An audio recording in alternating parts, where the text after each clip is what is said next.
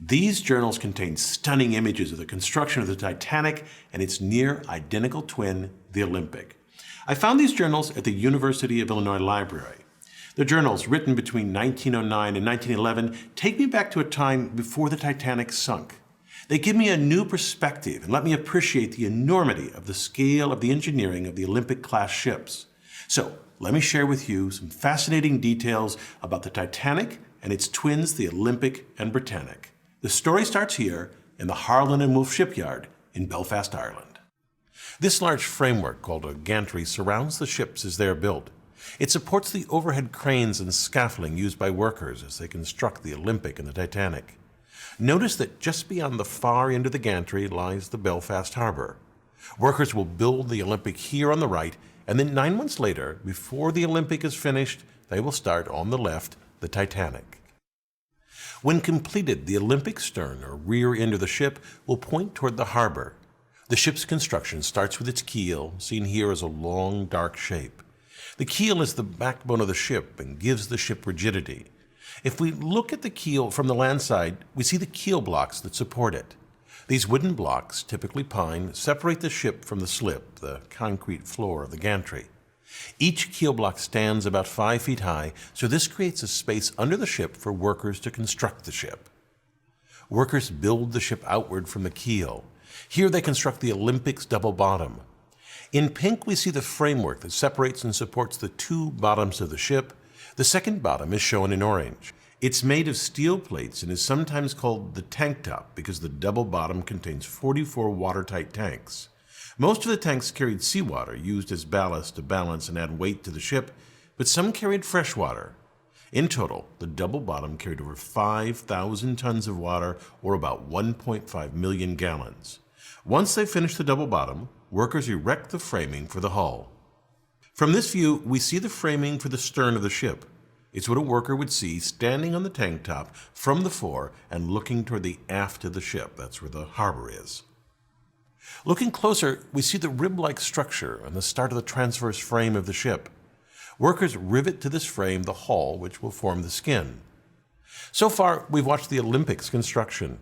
In the gantry, that ship sits here in the background. In the foreground lies the keel of its twin, the Titanic.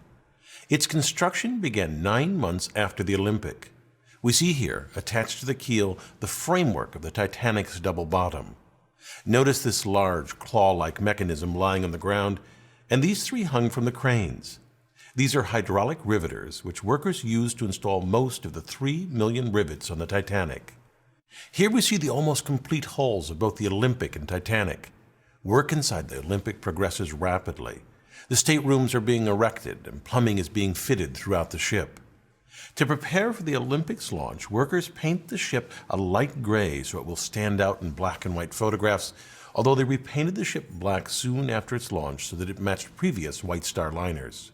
To ease the slide into the water, the slip was greased with 23 tons of tallow, oil, and soap. And then the order to release the ship was given, the hydraulic triggers were released, and the ship slid into the harbor, reaching a speed of 12.5 knots.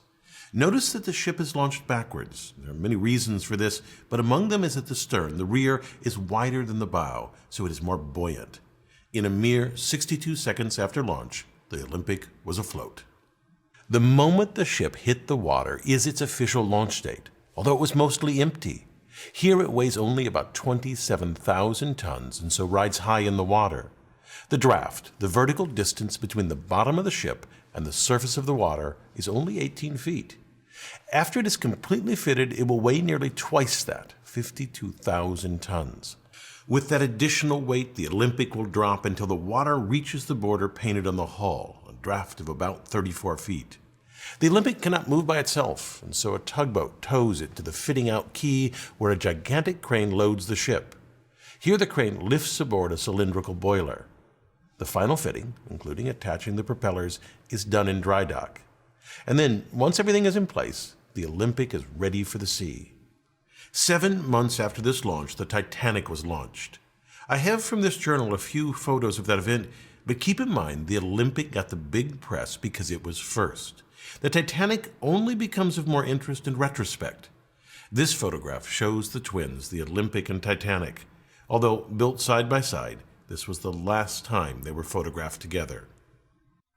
Less than a year after the launch of these two giant ships, one suffered a collision that ripped a gaping hole in its side.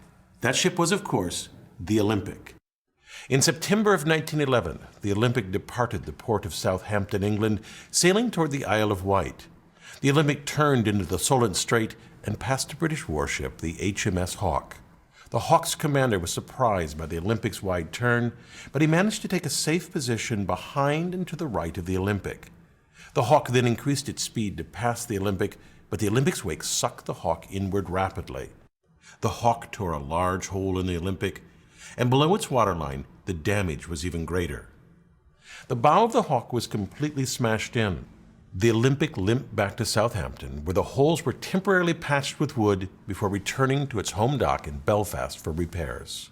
The Olympic's sibling also suffered a traumatic blow that caused it to tragically sink. I'm of course talking about the Britannic. The Britannic was the same size and very similar to the Olympic and Titanic. Although intended to be a passenger liner, the ship was drafted into military service in World War I as a hospital ship. While in the Mediterranean, it hit a mine or was struck by a torpedo and sank in less than an hour. Despite these accidents, the Olympic-class ships were great feats of design and workmanship. Just consider the propulsion system of the Titanic.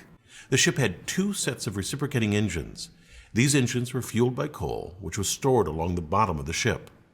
Exhaust gases from the boiler discharged through these smokestacks, which are frequently called funnels. Now, they don't look like funnels until you look at them the right way. They're upside-down funnels. This cross-section of the Olympic shows the boilers sitting atop the double bottom. Exhaust from the boilers is funneled up and out of the ship. It's well known that the aftmost funnel on these ships is a dummy. It was built primarily for aesthetic reasons. Although it did not service the boilers, it was used as a ventilation and extraction shaft for the engine and turbine rooms. The Titanic needed 4,000 tons of coal for a transatlantic trip, which took 24 hours to shovel into the bunkers. Here, in this photo of the SS Minnehaha, coal is being loaded into coal ports on the side of the hull. Loading coal into the Titanic worked much the same way. This loading left streaks of coal dust on the hull, and so nearly all ocean liners at the time were painted black to help hide these traces of coal. After the advent of oil-fueled ships, lighter colors became more popular. As the Titanic crossed the Atlantic, 650 tons of coal per day was shoveled into cylindrical boilers where it was burned to produce steam. These boilers were nearly 16 feet in diameter. This picture shows a single boiler. Notice the two workers beside it. The steam was piped to these reciprocating engines. The engines, when viewed from the front of the ship, look like this. The orange is the piston rod, and inside the cylindrical casing is the piston. This worker peering out of this casing gives a sense of the engine's size. Excess steam from these engines was used to drive a turbine engine. This shows the turbine under construction and without its outer casing. Note the workers at the top. This is huge. If you look closely, you can see that the turbine is made of hundreds of individual blades. A shaft transfers power from the engines to the propellers. The ones on the left and the right were powered by the reciprocating engines, and each propeller weighed 38 tons, while the central propeller was powered by the turbine engine. It was cast as a single piece of manganese bronze and weighed 22 tons. The outer propellers were used for tight navigation of harbors, while the central propeller was used only in open seas. Also, unlike the others, the central propeller could not be driven in reverse, only forward. Even with this powerful propulsion system, the Olympic-class ships were not the fastest at the time, which was intentional. The White Star Line decided to focus on comfort and luxury over speed. It's clear that the lavishly decorated rooms on the Olympic and Titanic certainly made the passage more enjoyable, but there were some hidden design choices that made these ships the pinnacle of comfort for all classes of service. The ships were steered using these helical gears. Each ship had two sets of both the spur gears and the beveled gears. These massive gears are nearly 6 feet across, made of solid steel, and each weigh thousands of pounds. Notice the herringbone pattern on the teeth. This pattern allowed a tight engagement of the teeth and resulted in reduced vibration transmitted to the rest of the ship. Altogether, the gearing on the Titanic weighed about 7.5 tons. This very large structural piece is called the boss arms. These arms held the shafts of the outer propellers in place, and because of their size and strength, they reinforce the hull, which reduces panting. Panting occurs when variations in water pressure, say the crest versus the trough of the wave, flex the hull inward and outward. Less flexing results in less vibration felt by the passengers. These boss arms, also called shaft brackets, were fitted 20 feet apart at the very aft of the ship. While the Titanic and Britannic both had tragically short careers, the Olympic triumphed. In its lifetime, it made over 500 transatlantic journeys, carrying over 400,000 passengers and sailing 1.5 million miles. It even spent 4 years as a U.S.-Canadian troop transport during World War I, earning the nickname Old Reliable. After 24 years of service, the ship was decommissioned and scrapped for parts. The Olympic-class ships were absolute marvels of engineering. I hope it's for their revolutionary design rather than their failures that they're remembered. I'm Bill Hammack, the Engineer Guy. I thank my advanced viewers for their useful feedback on a draft of this video. If you'd like to be an advanced viewer, sign up at engineerguy.com/support. Thanks for watching.